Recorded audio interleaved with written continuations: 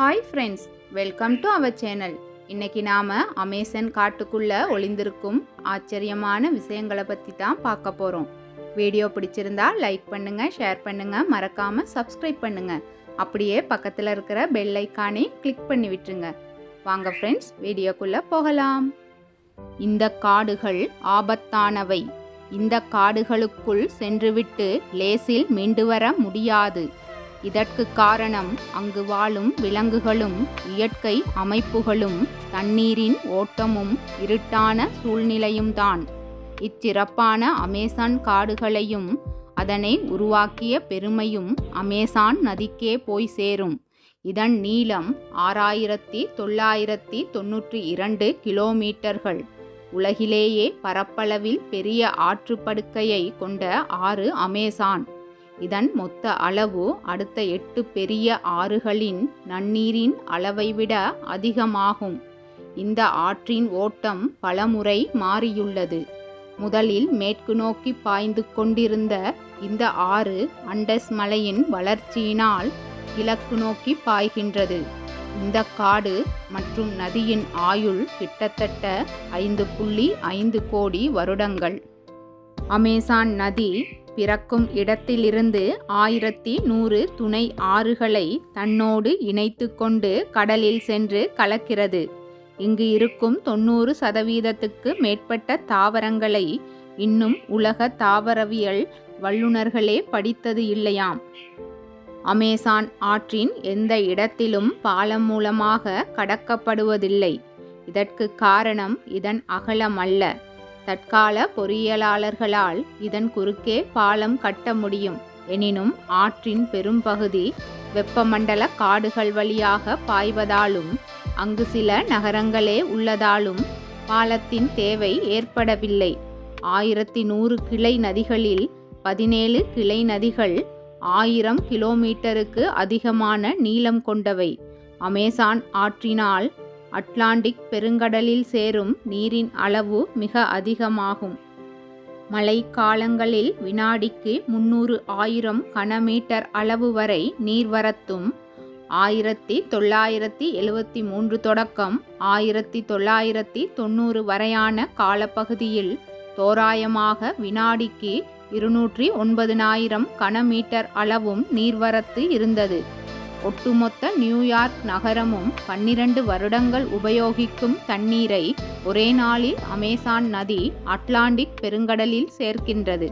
மழைக்காலத்தில் ஆற்றின் ஆழம் சராசரியாக 40 அடியாகும். முதன்மை ஆறு தோராயமாக 1 முதல் 6 மைல் அகலமுடையது. பெரிய கடலில் செல்லும் கலங்கள் இதில் மனவுஸ் வரை செல்லலாம். சிறிய 3000 டன் அல்லது 9000 டன் எடையுள்ள கலங்கள் மற்றும் கலத்தின் கீழ்ப்பாகம் நீர்நிலையிலிருந்து 18 அடி வரை இருந்தால் அவை ஆற்றில் 3600 கிலோமீட்டர் வரை செல்லலாம். அனைத்து அமேசான் துணை ஆறுகளிலும் ஒரே சமயத்தில் வெள்ளப்பெருக்கு ஏற்படுவதில்லை. பெரும்பாலானவற்றில் நவம்பர் மாதத்தில் வெள்ளம் ஏற்பட துவங்கி ஜூன் வரை நீடிக்கும். அமேசான் காடுகள் பிரேசில், கொலம்பியா, வெனிசுலா உட்பட 8 நாடுகளை எல்லைகளாக கொண்டுள்ளது. சுமார் 25 லட்சம் சதுர மைல்கள் பரப்பளவு கொண்டது. பூமி பந்தின் மொத்த பிராண வாயுவில் 20% இங்குதான் உற்பத்தியாகின்றது. மிகவும் ஈரப்பதம் கொண்ட அமேசான் படுகை இம்மலைக்காடுகளுக்கு அரணாக விளங்குகின்றது. இப்பகுதியில் அமேசான் ஆறும் இதன் நூற்றுக்கணக்கான துணை ஆறுகளும் மிகவும் மெதுவாக ஓடி பின் கடலில் கலக்கின்றன.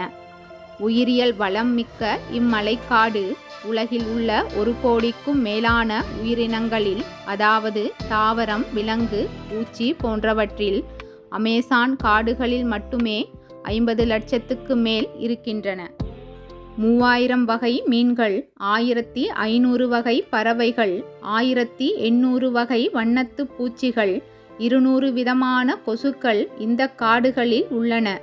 உலகின் உயிரினங்களில் 1/3 பங்கு விலங்கினங்கள் இக்காடுகளில்தான் வசிக்கின்றன. எண்ணற்ற செடி கொடிகளையும் மூலிகைகளையும் தன்னகத்தே கொண்டுள்ள அதிசய உலகம் அமேசான் மலைக்காடுகள்.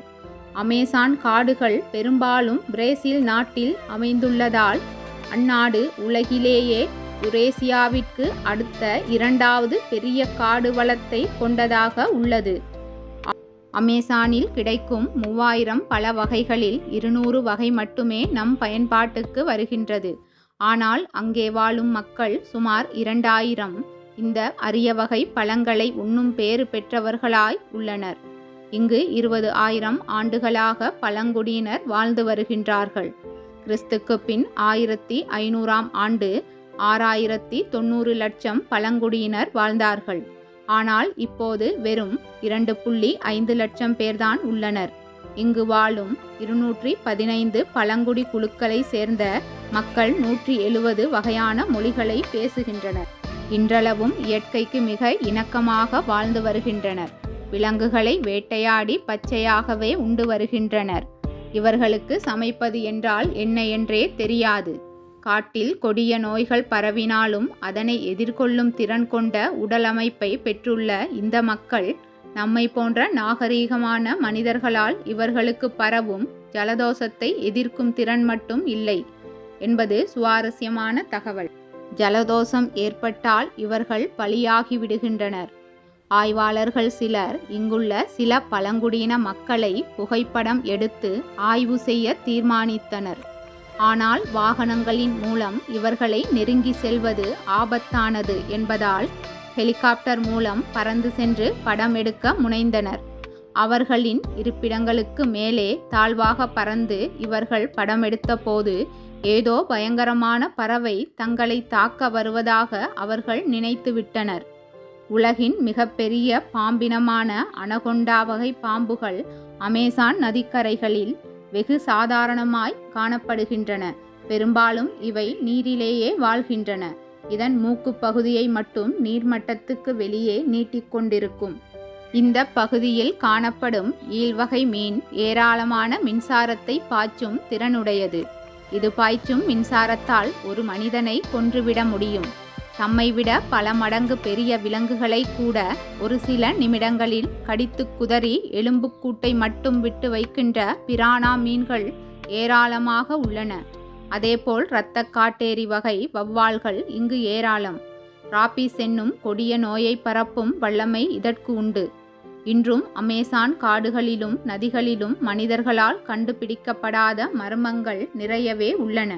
குளிரான அமேசான் மலைக்காடுகளுக்கு மத்தியில் ஆவி பறக்க ஒரு கொதிக்கும் ஆறு பாய்கின்றது. 4 மைல் நீளமுடைய இந்த ஆற்றில் விழுபவர்கள் அனைவரும் தீயில் இருப்பது போன்று உணர்வதாக தெரிவித்துள்ளனர். இந்த ஆற்றுக்கு பின்புறத்தில் ஒரு அருவி இருக்கின்றது.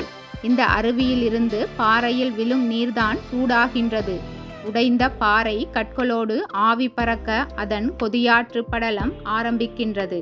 இதன் அகலம் 25 மீட்டர், இதன் ஆழம் 6 மீட்டர். விலங்குகள் மட்டுமல்ல, நாம் தவறி விழுந்தாலும் வெந்து இறப்பது உறுதி. இது சிறிய ஆறு, ஆனாலும் இதற்கு மொத்த நீர்ப்பரப்பும் கொதிக்கும் அளவுக்கு மிகப்பெரிய மதிப்பிலான வெப்பம் பூமியிலிருந்து எப்படி கிடைக்கின்றது என்பதுதான் வியப்பு. ஆனால் இந்த ஆற்றுக்கு வெகு தூரத்தில்தான் உயிரோட்டமான எரிமலைகள் உள்ளன. வெப்பத்திற்கு காரணமான பூமியின் வெப்ப ஊற்றுக்கள் ஓரிடத்தில் உள்ளதா, இந்த ஆற்றுப்பாதையின் நெடுகிலும் உள்ளதா என்பது இன்னும் கண்டறியப்படவில்லை.